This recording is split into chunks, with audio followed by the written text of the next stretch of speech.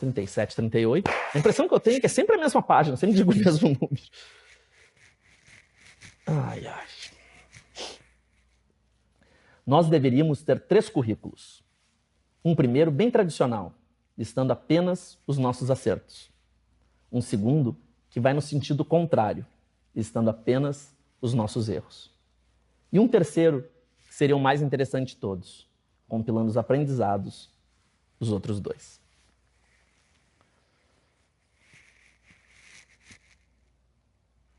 Quando eu passei uma temporada lá na Singularity, nos Estados Unidos, em 2012, eu conheci um empreendedor chileno chamado Matias Rivera, que na época ele tinha um projeto incrível chamado Reflorestemos Patagônia.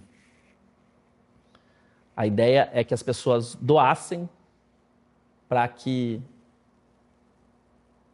através desse engajamento digital, uma espécie de crowdfunding, eles conseguissem recuperar um dos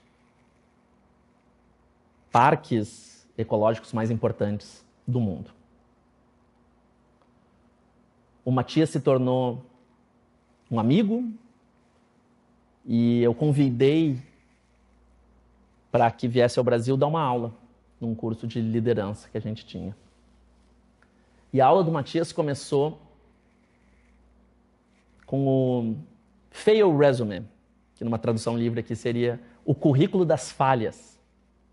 Então ele deixou o pessoal por uns 15, 20, 30 minutos, não vou lembrar, mas por bastante tempo, escrevendo um documento onde o pessoal tivesse que listar os seus maiores fracassos. Aquilo mexeu muito comigo, porque eu já tinha visto iniciativas semelhantes, como a FailCon, ou como uma aula do Vinícius Malinowski, chamada Meus Melhores Fracassos, onde ele apresentava os seus trabalhos mais legais que tinham dado errado.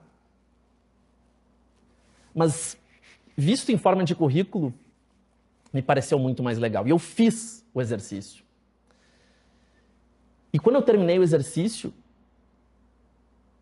eu tive a ideia de que a gente precisava ter um terceiro currículo com os aprendizados, por causa de uma frase da Monja Coen. A Monja Coen celebrou meu casamento e no papo de bastidores ela falou uma frase que eu nunca esqueci. Inclusive, eu recém a encontrei na última sexta-feira, num evento, e contei essa história e ela lembrava.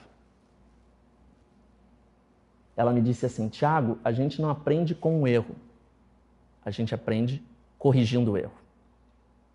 Para mim, isso é de uma sabedoria, de uma sutileza incrível, porque muitas vezes a gente repete de maneira meio automática, né, que a gente aprende errando. É errando que se aprende, é tropeçando, levantando, sacudindo a poeira e dando a volta por cima.